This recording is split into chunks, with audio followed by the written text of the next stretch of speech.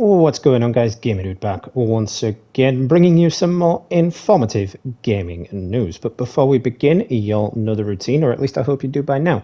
If you are new to the channel, please make sure you smash that like button and drop me a subscribe, because it would just be your good deed of the day.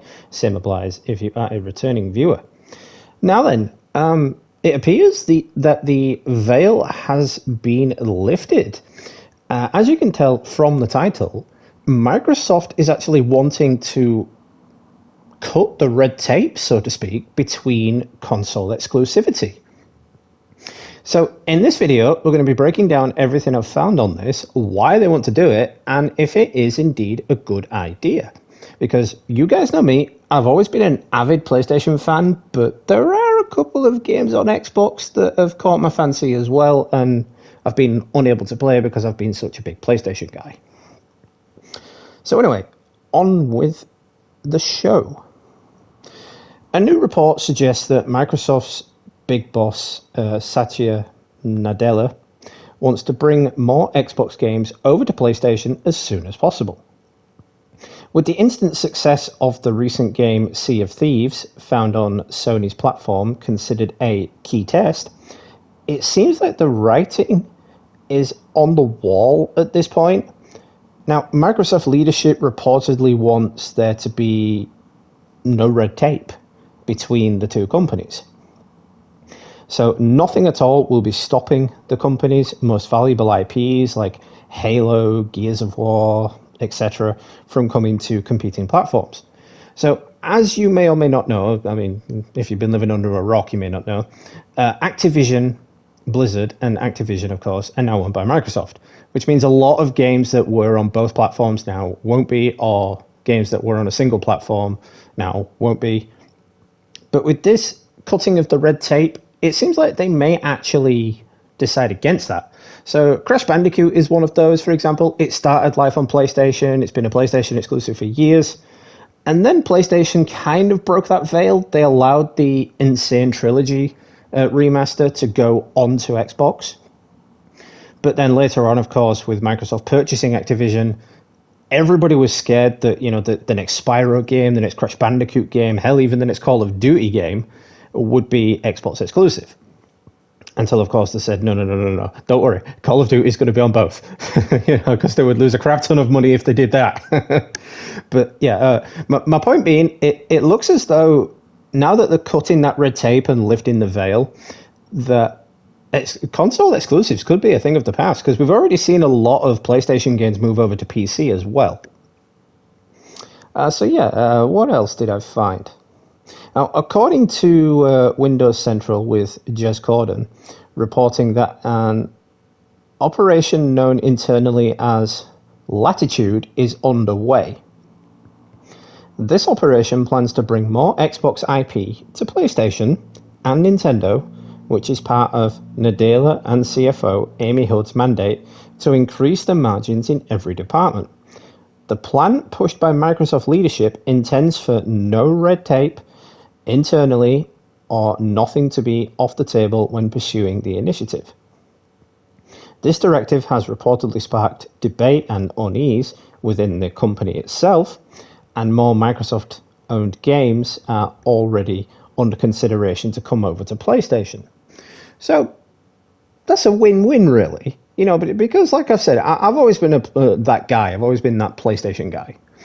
But I'm not ashamed to admit that there are a couple of games on Xbox over the years that I would have liked to play, and I've been like, "Oh, that's an Xbox exclusive. Oh, that's a shame." And then I've just brushed it off because something better came out on PlayStation.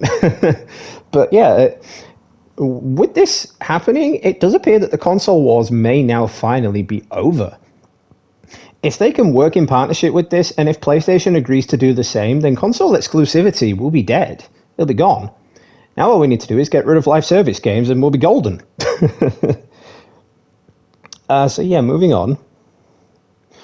It does appear that the bosses at Microsoft are a bit uneasy about the whole situation, you know, that they're not too sure how to take it. I'm assuming that if it's successful, you know, if they bring, say, a new Halo game out, for example, to both platforms, and it does well on both platforms, then they may consider continuing it on, and vice versa with PlayStation.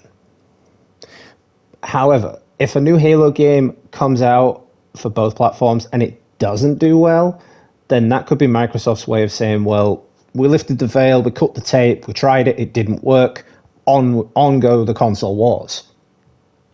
But I don't think that's going to happen. I really think this has been jamming up the gears for quite a while now. And whenever I talk to my friends about, the consoles that they're on, or whether they're PC, Xbox, handheld, I'm starting to feel like now I'm older, I'm starting to think, well, what's the point? Other than PC. I'll never be a PC gamer. Sorry, that's just the way I feel.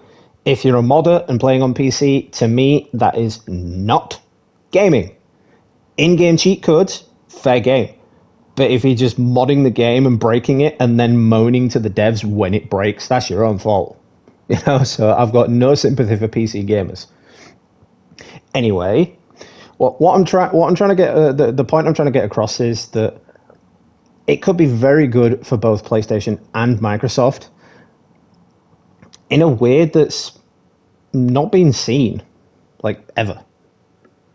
Back in the day when consoles first rose to power, you had all these games coming out for each individual one, and you thought, well, okay, it's a starting point. The PS1's out, the Xbox is out, or the Nintendos are out, or the even the Game Boys at the time are out, and you thought to yourself, well, okay, this won't be a recurring thing. Later on, as we progress, they're going to become like intertwined and think, well, money's money. We'll just bring this game to all platforms. And I think it would really benefit Microsoft and PlayStation, especially PlayStation, if they did it with Spider-Man. Now, I'm not saying that just because the footage is on the screen and I'm a big fan of Spider-Man. I'm saying that because the amount of Xbox players that actually bought a PlayStation just to play the first Spider-Man game was ridiculous. And I'm thinking this, if they've got the money, that is, the same would apply for those wanting to play Spider-Man 2 on the PS5. So for the next Spider-Man game, if they were to release it multi-platform, I think it would sell a hell of a lot. And I think it would be a big missed opportunity for them not to do it. But yeah, it's a small story. There's not much to pick up on it. They haven't said much in the way of quotations. I think I've covered about everything I can in this video regarding that. Thrown in a couple of my own opinions as well. So let me know, are you surprised to see how fast this entire situation is developing? What titles do you think make the most sense to come over next?